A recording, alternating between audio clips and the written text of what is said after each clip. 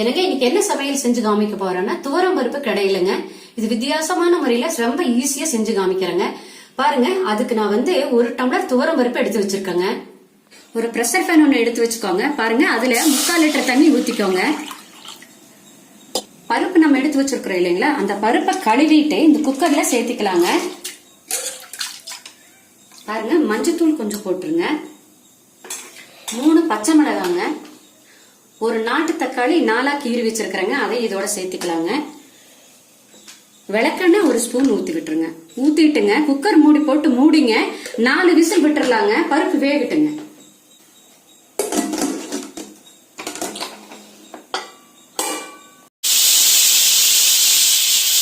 பருப்பு பாருங்க 4 விசில் விட்டு எடுத்துருக்கிறேங்க. இப்ப பருப்பு தாளிச்சு விட்டுறலாங்க. கொஞ்சமா எண்ணெய் ஊத்திக்கோங்க.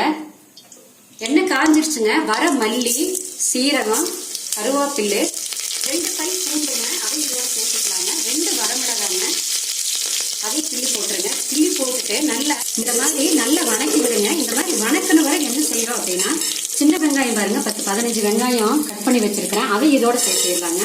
சேர்த்துட்டு நல்லா வதக்குங்க. எதுக்கு கொத்தமல்லி சீரகம் எல்லாம் முதல் போடுறேன் அப்படின்னாங்க, இந்த கொத்தமல்லி நல்லா எண்ணெயில வதங்கினாத்தாங்க பருப்பு கிடையும் போது நல்லா கிடவிடுங்க. அதுக்குதான் கொத்தமல்லி சீரகம் முதல்ல போடுறோங்க. நல்லா பொன்னிறமா வதக்கிக்கோங்க. வெங்காயம் எல்லாம் பாருங்க இந்த மாதிரி பொன்னிறமா வதங்கின வரை என்ன செய்யறோம்னா, நம்ம பருப்பு வேக வச்சு வச்சிருக்கிறோம் இல்லைங்களா, அந்த பருப்பை சட்டியில் சேர்த்துடுங்க. கொஞ்சமா தண்ணிங்க, ஒரு 1/4 டம்ளர் விட்டுருக்கேன், அதை இதோட சேர்த்திருங்க. இந்த பருப்புக்கு தேவையான கல்லுப்பு போட்டுக்கலாங்க. போட்டு ஒரு கலக்கி விட்டுருங்க. வேகட்டுங்க, ஒரு 6 நிமிஷம் வேகட்டுங்க. பருப்பு பாருங்க, வரமிளகாய் வெங்காயம் எல்லாம் வதக்கி விட்ட பிறகு நல்ல வாசனையா இருக்குதுங்க. உப்பெல்லாம் அளவா இருக்கான்னு டேஸ்ட் பண்ணி பாத்துக்கோங்க. இவ்வளவுதாங்க. பருப்பு கிடைய ஆரம்பிச்சிடலாங்க. பருப்புல பாருங்க தண்ணி நிக்குது பாத்தீங்களா, அந்த தண்ணிய ஒரு கப்புல வடிச்சுக்கலாங்க.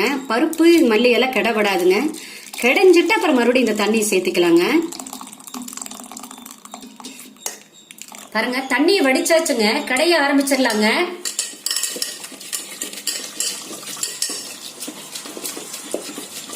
பருப்பு பாருங்க நல்லா கிடைஞ்சாச்சுங்க. இப்ப நம்ம வடிச்சு வச்சிருக்கிறோம் இல்லைங்களா, அந்த தண்ணியை இதோடய சேர்த்திடலாங்க. சேர்த்திட்டு மறுபடியும் அப்படி ஒரு கிடைஞ்சிருங்க. அவ்வளவுதான்.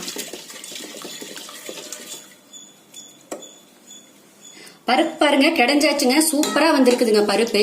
பாருங்க, இந்த பருப்பு சுடு சாதம் வச்சு நெய் ஊற்றி சாப்பிட்டு பாருங்க. இதனுடைய டேஸ்டே தனிங்க. ஒரு நாள் இந்த மாதிரி ட்ரை பண்ணி பாருங்க. ட்ரை பண்ணி பார்த்துட்டு உங்க கமெண்ட்ஸ் சொல்லுங்க.